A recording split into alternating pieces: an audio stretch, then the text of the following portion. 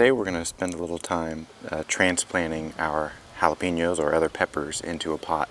I'm not going to go through as much of the why and the when as I did with our tomato plant, but if you want to check out the video on transplanting tomatoes, you can get a lot more information on the Pacific Northwest when it's time to transplant heat lovers, and I'll put the video right up here. So today we're really just going to go ahead and transplant it into the pot, and I'll show you how to do that. Here we've got an early hot jalapeno, and this is a pepper that's going to mature a lot faster than a lot of other varieties, so it's going to do well in the Pacific Northwest with our short season. So here first I've got my 20-quart pot, and what I've done is this is about 2/3 potting soil and 1/3 compost, and I mixed it up in a wheelbarrow before I filled it up. And I don't get it wet beforehand or anything, just mix it up, pour it in, and then we're going to be ready to transplant our peppers.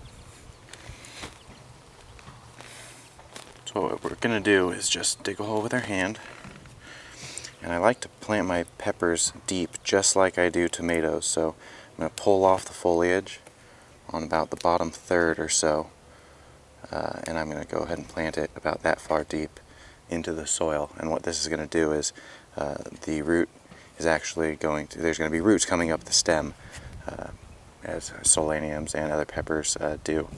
So get in there.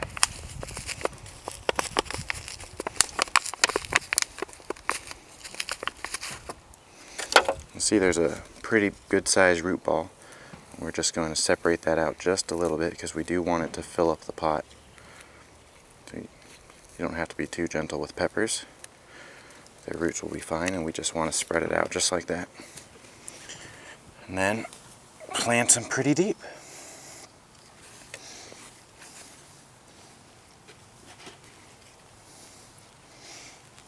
What I like to do is create a well about 6 inches out from the base of the stem, and that's going to make sure that most of the moisture goes right through here instead of into the stem, and that's going to encourage the roots to spread out into our bucket.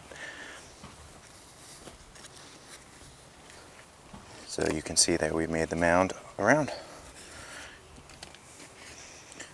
Next we're just going to water it in.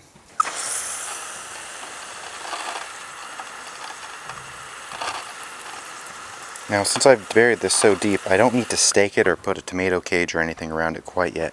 But if it does get tall, and it will, I'll go ahead and probably put a stake in just a few weeks once it starts to bend from side to side as the stem gets taller.